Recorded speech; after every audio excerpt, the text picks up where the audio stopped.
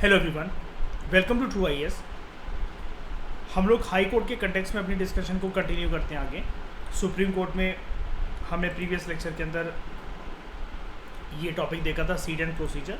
अब हम high court के कंटेक्स्ट के अंदर कुछ आगे बात देखते हैं। हाई कोर्ट में लास्ट चीज़ जो हमने देखी थी वो देखी थी परमानेंट जजेस, एक्टिंग जजेस, रिटायर्ड, और इस टॉपिक के बारे में देखा था। जस्ट अ मिनट, ठीक है।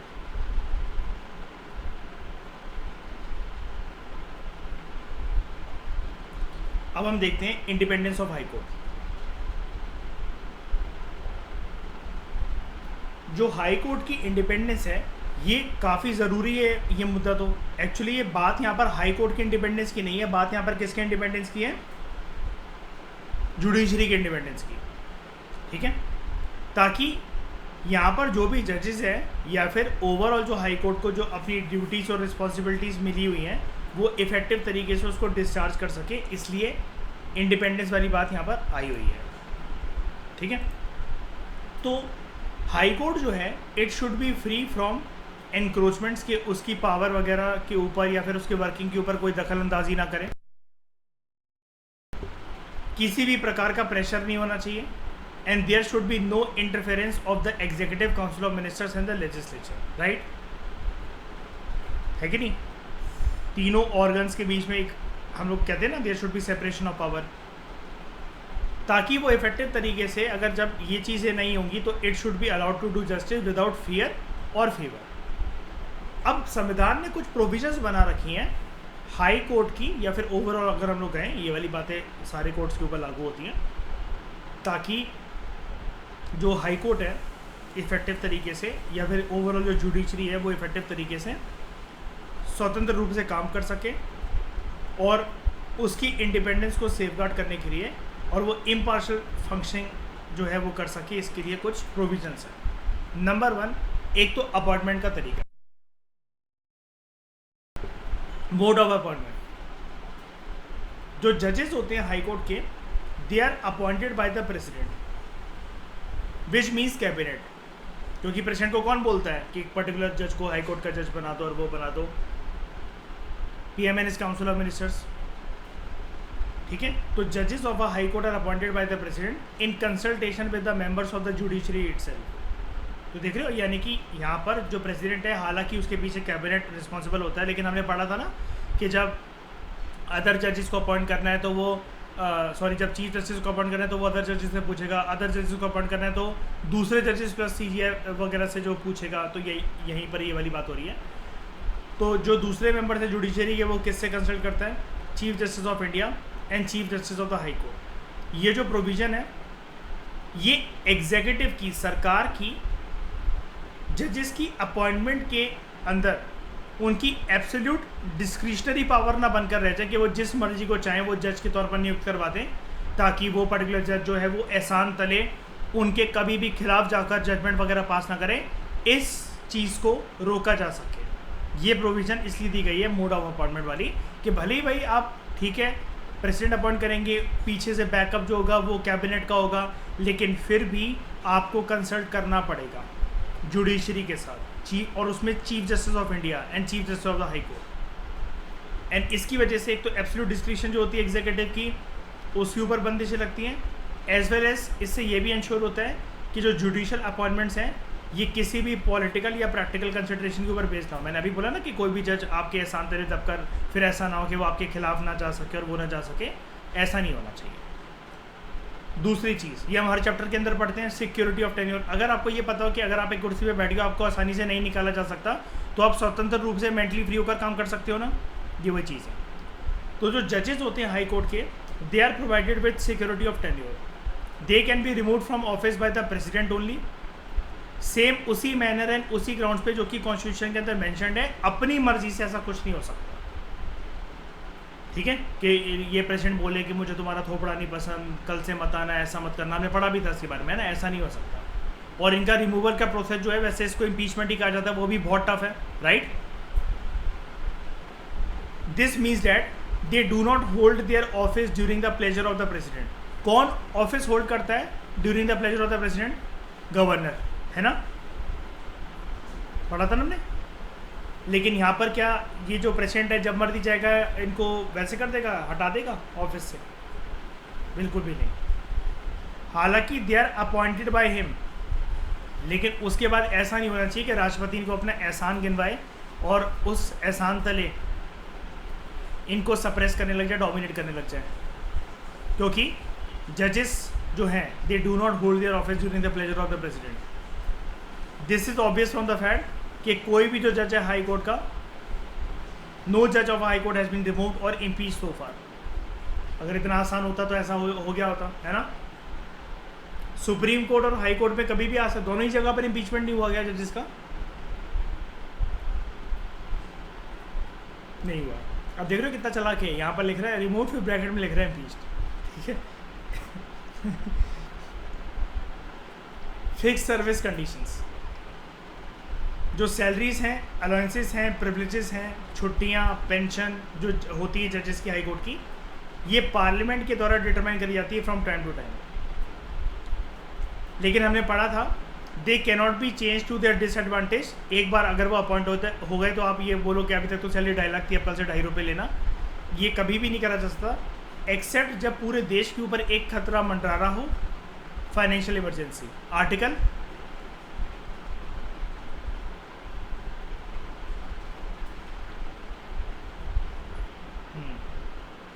सोचना पड़ा है अभी भी, है बताऊं। 10 condition of service of the जज ऑफ अ हाई कोर्ट, ये सेम रहती हैं during the term of office. एक बार अगर उनकी ठगुराई नियुक्ति हो गई तो इतने आसानी से क्या कैसे भी करके आप उनके टर्म्स एंड कंडीशंस को जो है वो उनको चेंज नहीं कर सकते, ठीक है।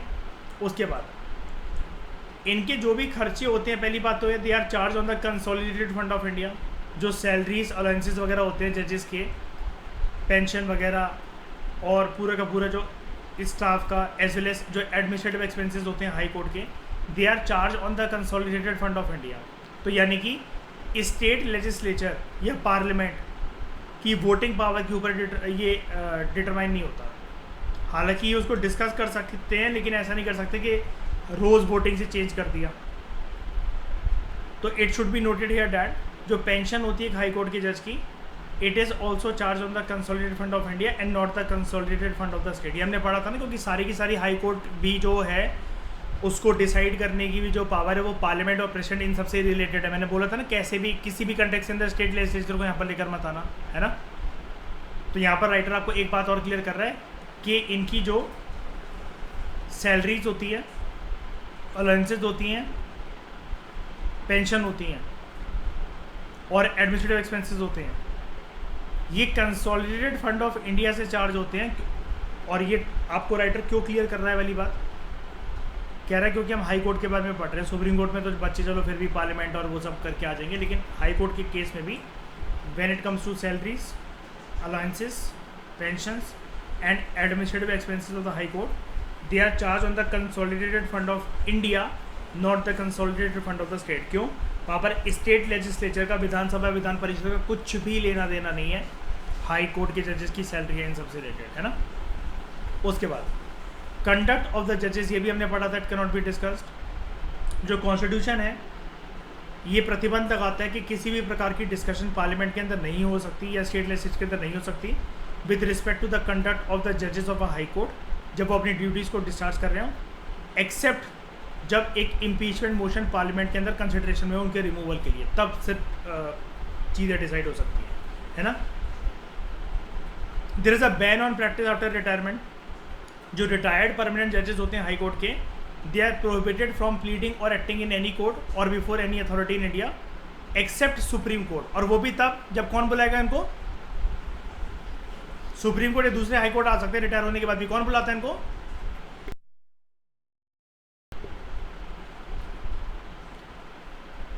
और किससे पूछकर? प्रेसिडेंट से, ठीक है। याद रखना, ये किसी भी जगह पर जाकर काम वाम नहीं कर सकते हैं।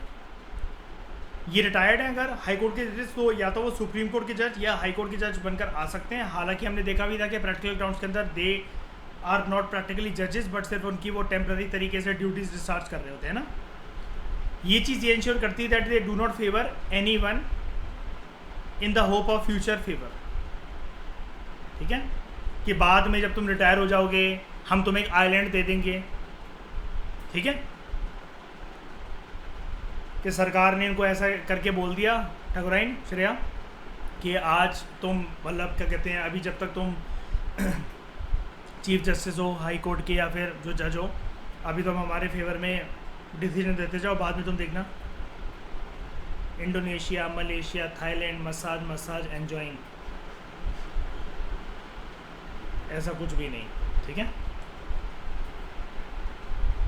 Power to punish for its contempt. जो हाई कोर्ट है it can punish any person for its contempt. ठीक है, मैंने बोला था ना कि जुडिशरी की अवहेलना जो होती है उसके केस की बात हो रही है यहाँ पर। तो इसके जो एक्शंस होते हैं और डिसीजंस होते हैं, they can not be criticise and oppose by anybody. ये जो पावर है it is vested in a high court, ताकि वो अपनी अथॉरिटी, डिग्निटी और ऑनर को मेंटेन करके रख सके। और बड़ी सारी वीडियोस वगैरह भी आती हैं जहाँ पर कलेक्टर वगैरह को भी, डीएम को भी डांट देते हैं। अच्छा, अगर प्रधानमंत्री कोर्ट के अंदर गए हैं तो उनको खड़े होना पड़ेगा गुड मॉर्निंग या गुड आफ्टरनून इनको बोलने के लिए, पूरा कोर्ट खड़ा है तो?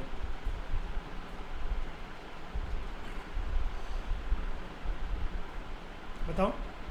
बिल्कुल यार जुडिशरी के सामने सब वही है कि अगर आप उनके कोर्ट रूम अगर गए हो तो आपको वहाँ पर उनकी डिग्निटी वगैरह का ख्याल रखना चाहिए। ठीक है, उसके बाद freedom to appoint it staff. जो चीफ जस्टिस हैं हाई कोर्ट के, वो अपॉइंट करते हैं ऑफिसर्स को and servants of the high court. और इसको, ये जो अपॉइंटमेंट होती है ना चीफ जस्टिस की ऑफिसर्स और स्टाफ्स और सर्वेंट्स के लिए, यहाँ पर एग्जीक्यूटिव की किसी भी प्रकार की इंटरफेरेंस नहीं होती, सरकार नहीं बताएगी।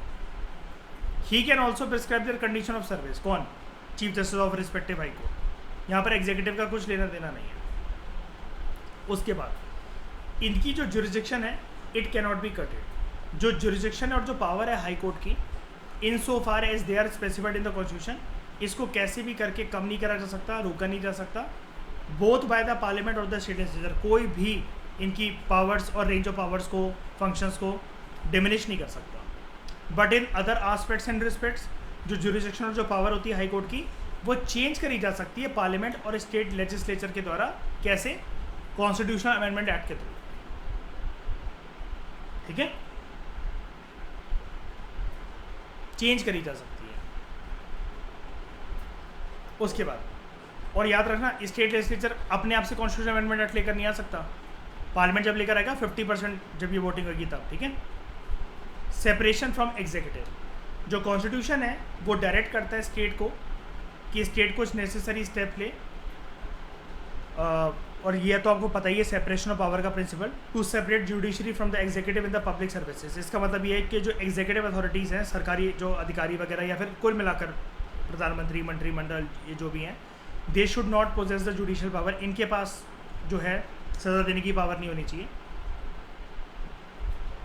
अब जब ये प्रोविज़न अच्छे से अगर इम्प्लीमेंट हो, या जब हुआ था सेपरेशन ऑफ पावर का concept, basically the role of the executive authorities in judicial administration it came to an end. कि बीच बीच में नहीं ये कूद पड़ सकते। एंड 7 पॉइंट यही कह रहा है, जो क्रिमिनल प्रोसीजर कोड है CRPC of 1973, it has affected the separation of judiciary from executive. Article 50 भी यही कहता है DPSP का। ये तो हमें पता है ना सेपरेशन ऑफ पावर, ये तो आप जानते हो कि पार्लियामेंट का काम, लेजिस्लेचर का काम से लॉ मेकिंग का है, एग्जीक्यूटिव का उसको इम्प्लीमेंट करने का, जुडिशरी का ये देखने का कि कोई भी जो कानून है जो बनाया गया है वो कॉन्स्टिट्यूशन की बाउंड्रीज ना क्रॉस कर रहा हो। राइट,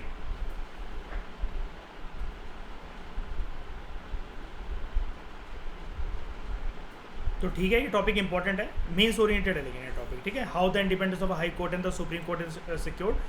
ये यहाँ पर भी आपको एक क्वेश्चन ऐसा कुछ बनकर ये आ सकता है, independence of the supreme court. पहले मुझे यही पढ़वाना चाहिए था, कोई बात नहीं, लेकिन बात एक ही है, सारे टॉपिक्स आपको वही सेम देखने को मिलेंगे। ठीक है, तो इस डिस्कशन में दोस्तों फिलहाल इतना ही। Thank you very much for discussion.